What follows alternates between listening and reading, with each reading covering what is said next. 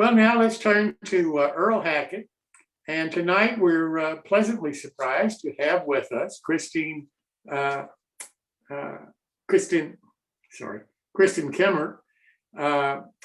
Kimmick, who is also going to be in charge of our women in modeling segments for our shows that we're calling Petticoat Junction News.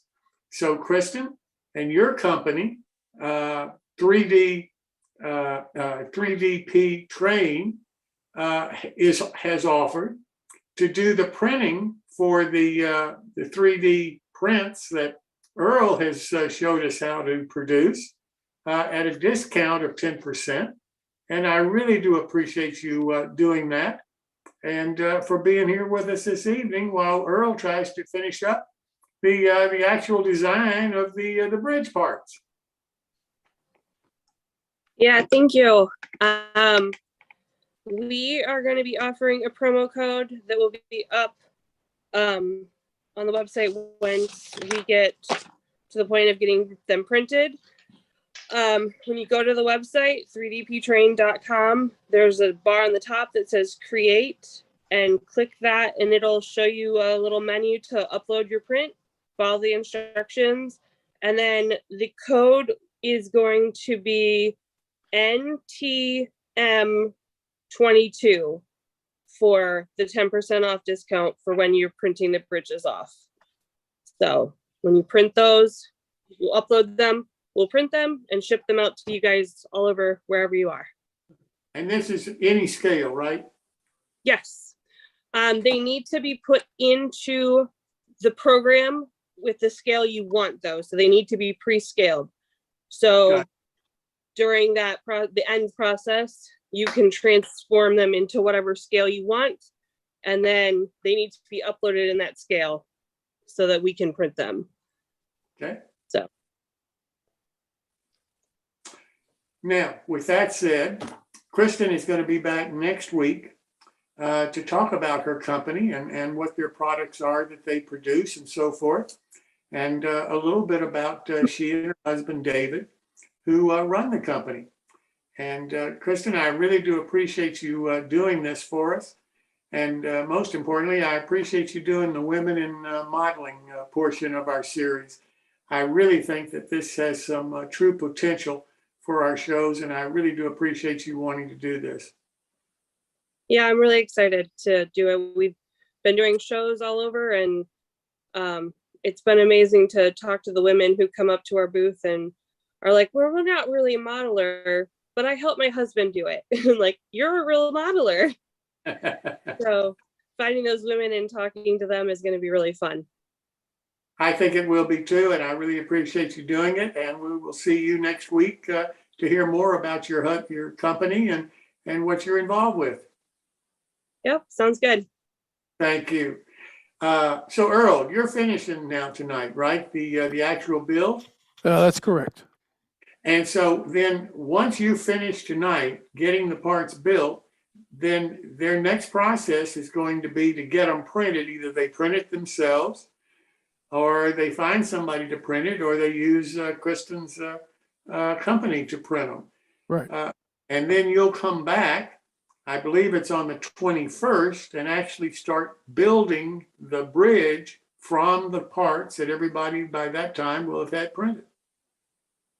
Okay. Yeah. So let's get on with it here. Right. Tonight I'm going to go over downloading the STL file. We'll go all the way through setting up the model on a printer, printing it, post-processing, and cleaning it up, ready for painting. So we'll share screen.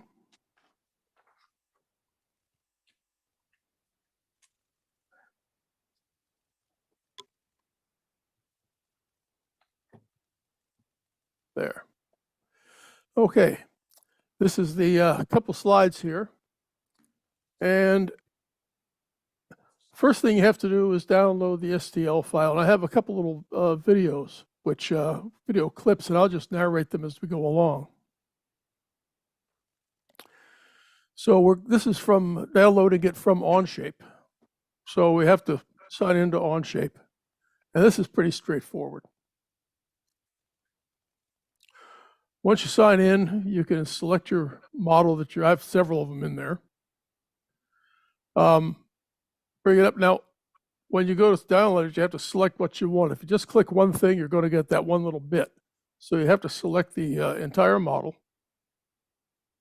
It takes a second. There's a lot of parts on there. It takes a second for it to pick it all up.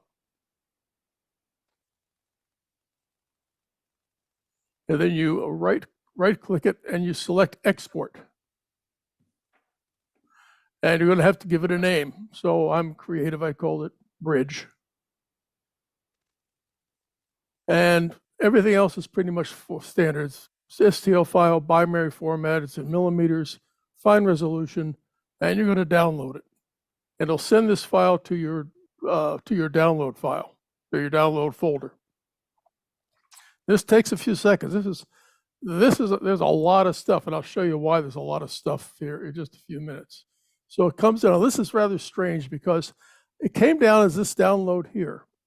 I don't know what that is, but this is my video editing program. So I open it up in the video editor, which of course doesn't understand it at all. When I closed it, it came out as the bridge. I have no idea what's going on there, but I wound up with the STL file.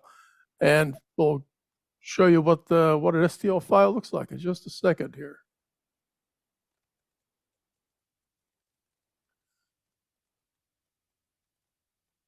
Now I gotta click on this there.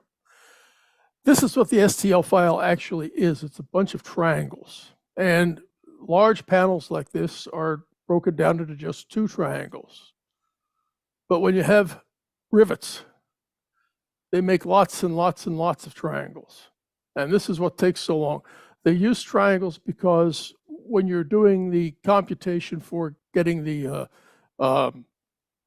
slicing it, it sends a ray, mathematically sends a line, a 3-dimensional line through here, and that line is very quick to determine where and what the coordinates are for the intersection of that line to one of these triangles. So it's a mathematical reason they do this. But you can see that there's a lot of calculations that go on here, and these files get quite large.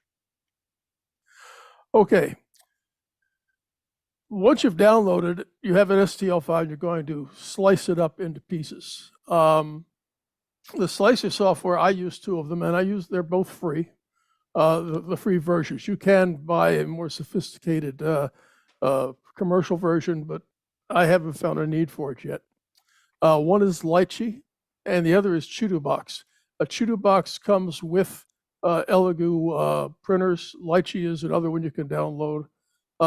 Neither is perfect except for the very simplest models. In other words, they just stick the supports wherever they want to.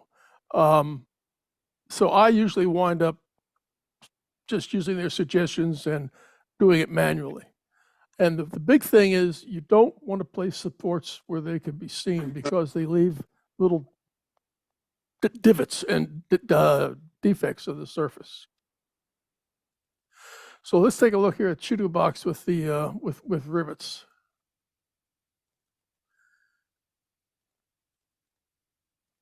I'm going to fire up Chudobox, and then I'm going to download, open up the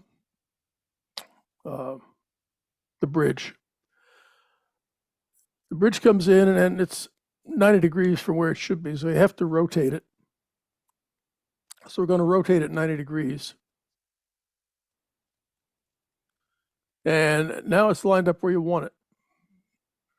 So now we have to add supports. And this is going to do it all. This is doing it automatically. It just does it for you. Now that's not a bad job. Now in this case here, I asked for. I'm going to pause this for a second. There's things I want to show you. You see, one thing I did, I've asked for light rivets, the finest rivets they make, and yeah, there is light. These are the smallest ones they use, and I'd rather have lots and lots of little ones than one great big fat one. But if you see how many they put along these braces, these braces are quite delicate and they support them very, very well. Now, remember early on I said I screwed up and I put rivets on the bottom of the bridge, and this is what happens if you put rivets there. Every rivet gets a support, and cutting through all those supports would be a nightmare. So that's why you don't put rivets on the bottom of the bridge.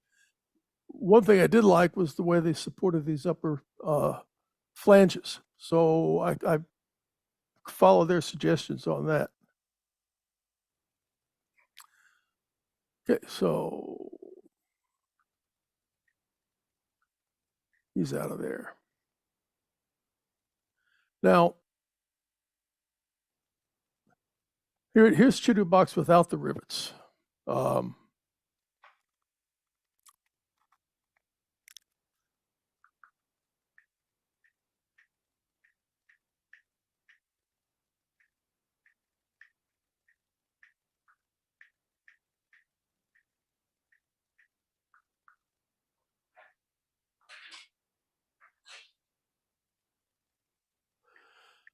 Now the first one here is just orientation. Click this one. This starts to put the supports on. But I've selected heavy. You can customize these supports all you want, but now you can see they've most of the supports are along the outer edges of the component, so that it's getting supported. And again, nice uniform supports on all the little cross braces there. Now,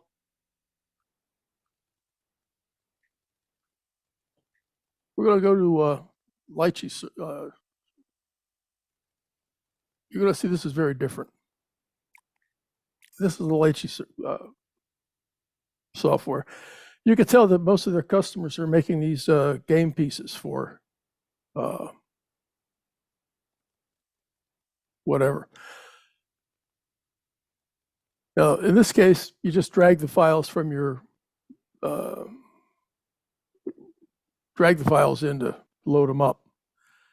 And this is not quite as fast as the other. It's a little bit slower. And again, you got to rotate the stupid thing, but it's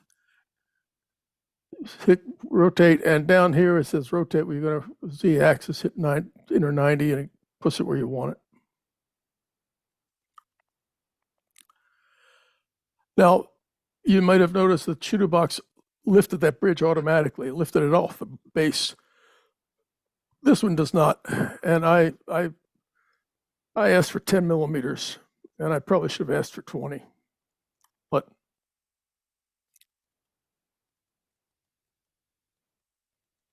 now we're going to go to putting in this. Now, they have the automatics feature here. There's things that they have. I don't want it to auto orient. I want it the way I have it. Auto supports are on. Optimized supports are on. I don't want bracings, and I don't want the raft. I want light supports, and off it goes. Now it does weird stuff.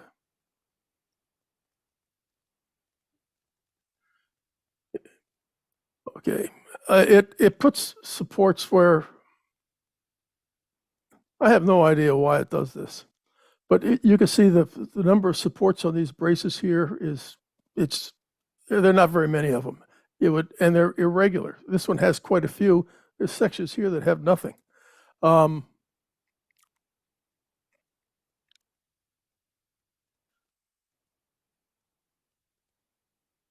me back this up. There's a couple other things that really stop that.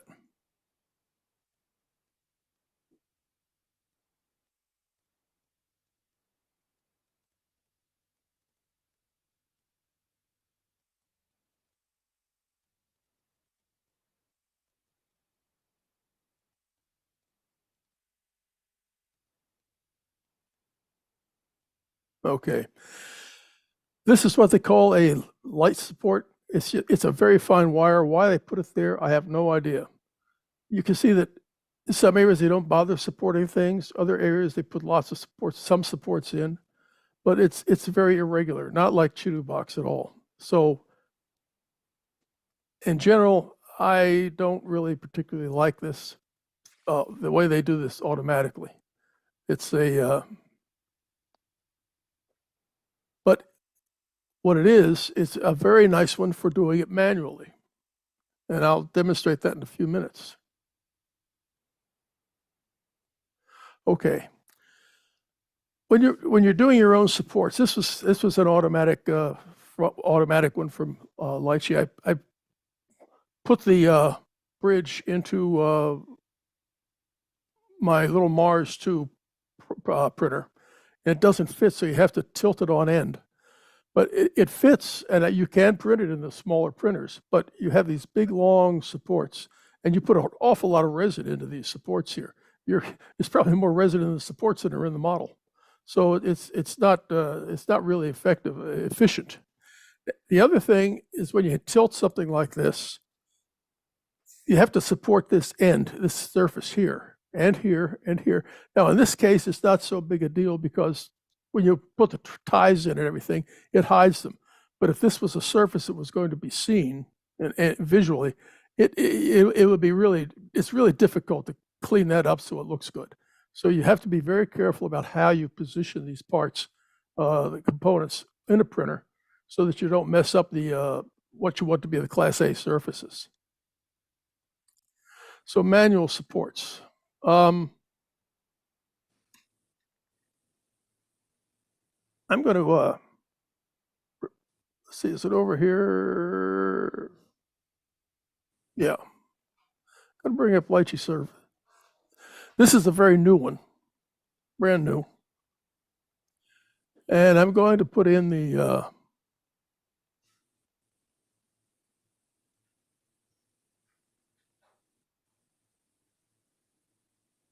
I don't want that. So I'm going to load a file. I'm going to put the bridge in here. I'm going to just show you a little bit about manual. I'm not going to spend much time on this. You can figure this out. This is all pretty straightforward. But this is in real time.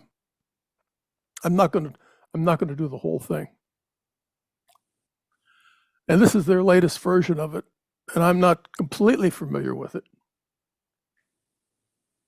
Let's rotate.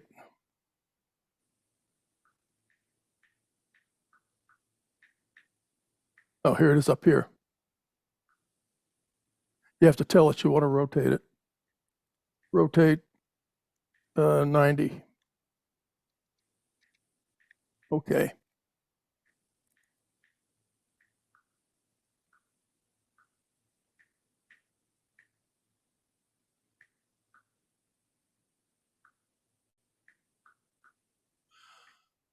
All right, now, so now we're going to move it, and we're going to move, I'll make 10 millimeters. So that moves it 10 millimeters off the plate. So if you want to get a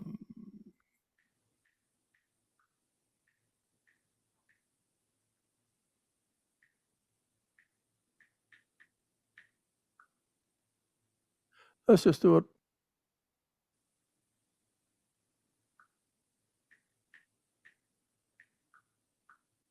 Just throw some in here.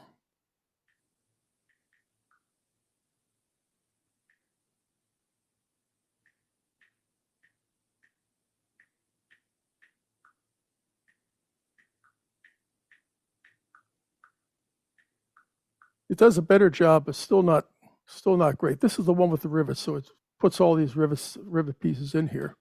So let's say move, object repair. I probably should have kept my old one.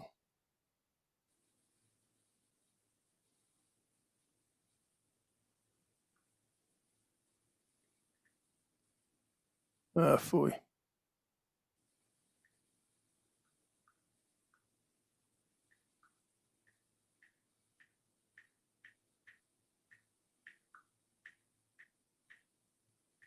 No. I've had this for one day and phooey. I'm not going to bother. It's a waste of time. Basically, you could go in there and you could put supports in as manually. And I'm still filing. I've had this one for 24 hours and I haven't really figured out how to use it yet. They shoved it on me as oh, you're out of date. Here, have this. And I still haven't figured out how to use it. So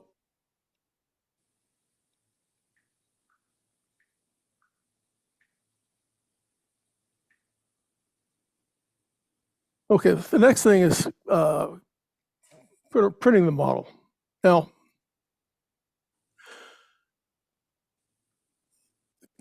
can you hear me talking there? Yes. Yes, sir. Okay, you heard that? Yeah.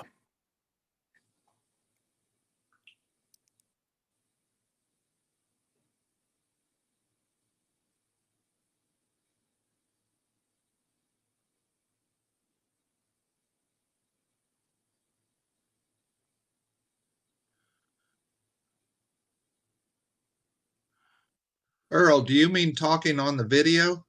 Yeah. No, we can't hear that. Just you Okay. talking. Fine. The this is the printer going. It's a vat of polymer. It goes into the vat, and light comes on, and it polymerizes the stuff it's on the surface. And what this is doing right there is printing a base for it to stick it to the aluminum plate. And this is about a 30-second exposure. Normal exposures would be about 3 or 4 seconds, something like that. So this is all it does the whole time. Just a little putty bump like that goes up and down. And finally, it does about 1,000th of an inch a minute every 30 seconds. Now, you notice I'm wearing gloves now. These materials are not toxic, but you can become sensitized to them, and you can develop a really nasty dermatitis. So this is the dirty solvent here, and you throw it in there and just slosh it around for about 30 seconds. And I've cut some of this out, and I rinse it a little bit with some clean ethanol. This is just ethyl alcohol, anhydrous ethanol, well, 95% ethyl alcohol. Rinse it off just so I get rid of the gross stuff off of there and it stays in the dirty tank, because now I have a tank of clean ethanol. And I'll stick it in there and give it a rinse. So it gives it about 30 seconds. It's about a minute of rinsing like this to clean off all the. It's 90% ethanol, 95% ethanol.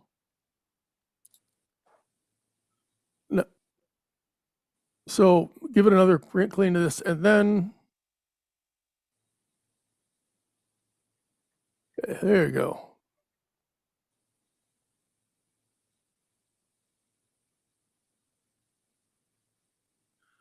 Now this video I made about a year ago. It's not the bridge, but it's all the same. It's all done the same way.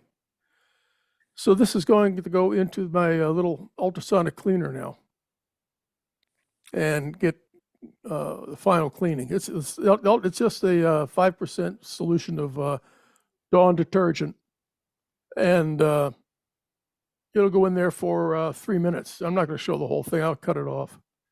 But you take this knife and you just work it underneath and pop it off just like that. Drop it in, push the button, and after 3 minutes, it's ready to go.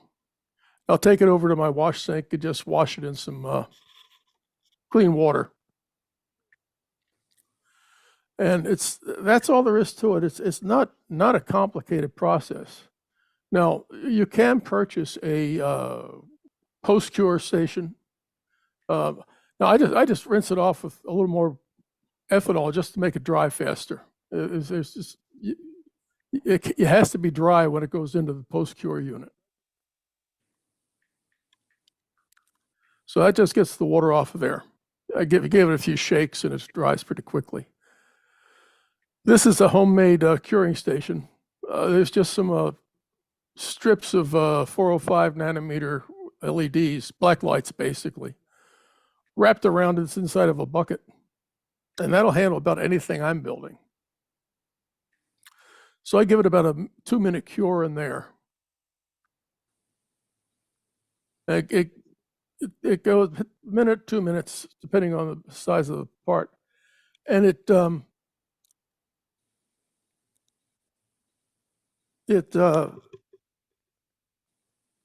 any residual material that's on there is cured, and it becomes a nice. Then now you can handle it with your bare hands. It's no longer hazardous. So finally, we go to cleaning up the model, and you have to take off all the supports. Now, I use these these things were supplied by Illigu, and notice that I'm holding them at a 45-degree angle. When I cut that thing, it's going to push the two pieces of it away, and you don't want it to push directly against the surface because you may break something. So you try to hold that thing at as close to a 45-degree angle as you can. So once you get those out of the way, then you start attacking the bottom. And the plate the part that they're attached to is pretty darn tough. You're not going to break it, so you could just go at it, chop away for all you're worth. There are a lot of them in there. This is probably the longest, most tedious part of the whole process. Sometimes you can go in there and just break some off with your fingers like that. Just go in and flex them, just pop them, and they come right off. Too bad you couldn't remelt it all. Now we're in there. Now I've got further in. You can see all the parts that are the things covered. The paper's covered with these things. They're all over the place in there. And this is the most time-consuming part of the whole thing. So finally, you get down to where you can break that thing off.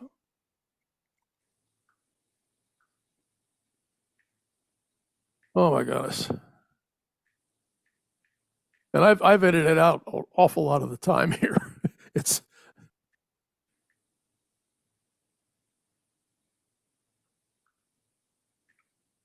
eventually you'll get down to the point where you can break that big solid piece off the bottom. And now you can just do your fingers and snap them off. And at this point, it starts to go pretty quickly. But now, if you look at that surface, you see how that surface is shiny? This is the bottom surface right here. And that is not a very good surface. So you want that, that's going to be pretty crappy. So you want that to be on the bottom of the model or someplace where you can't see the darn thing. So then finally you go back in with your knife and you take out little tiny bits and pieces, any little things that are in there that you had to have. And that's about it for cleaning up the part. It's pretty well done at that point and ready for painting.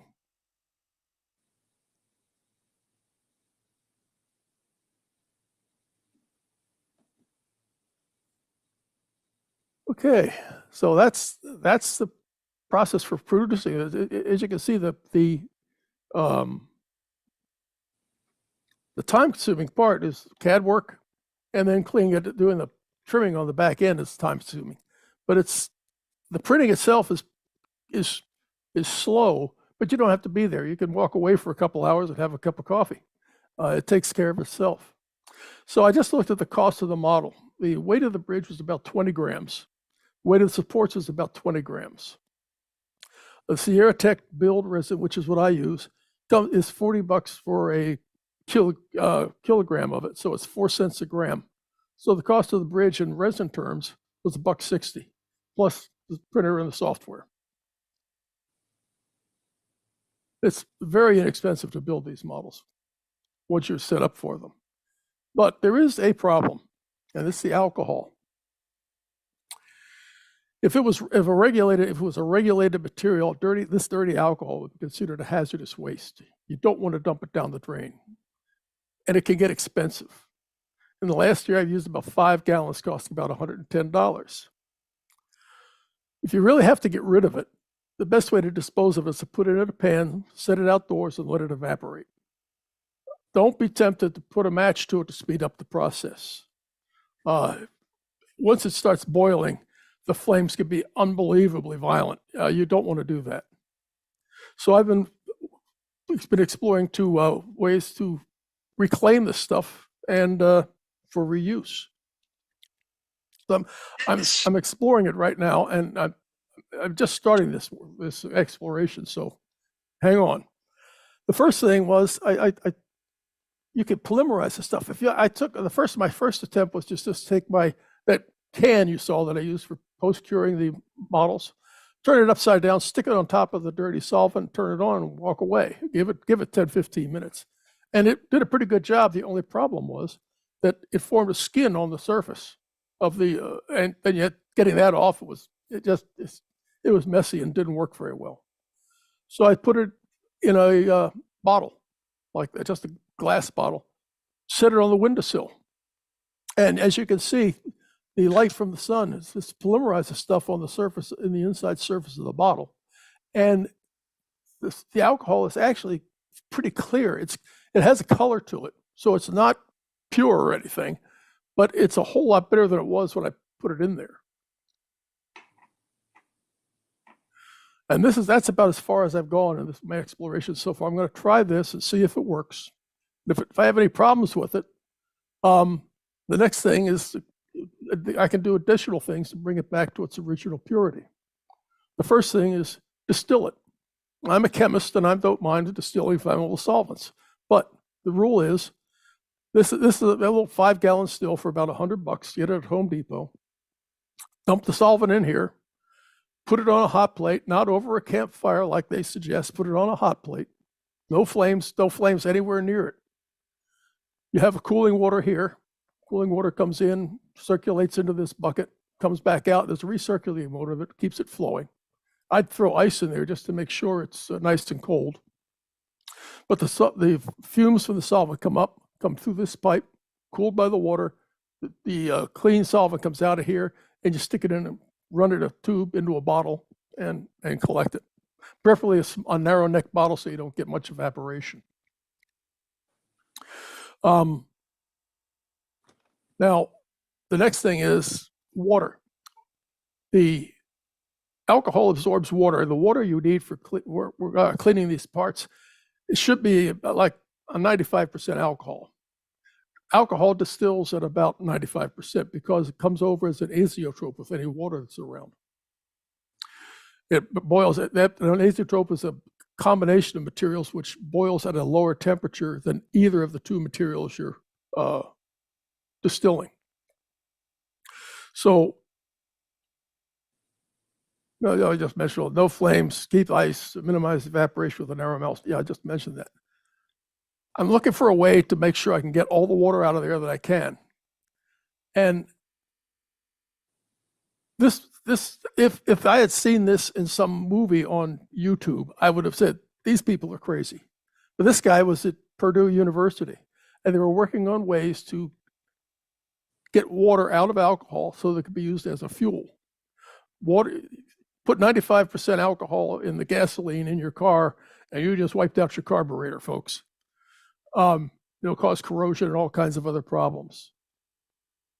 They found out that tapioca pearls that you make tapioca pudding from sucks up water like there's no tomorrow and doesn't contaminate the alcohol. So that's what I'm going to try. I'll see how it works. And that's about what I have for you. God, I'll never look at tapioca again. Well, we did that bridge, and you don't have to do. This is a little signal tower I printed. Yeah. And this is all 3D printed, clapboard and everything. It's a C&O prototype. But I don't know if you can see inside there. That's the model of my roll top bench and me sitting in my chair. I'll be darned. And it amazed me that I could actually model that chair because the legs are scale size. It's incredible how detailed and how fine you can make these parts. So at any rate, that's it. And that's how to build a bridge.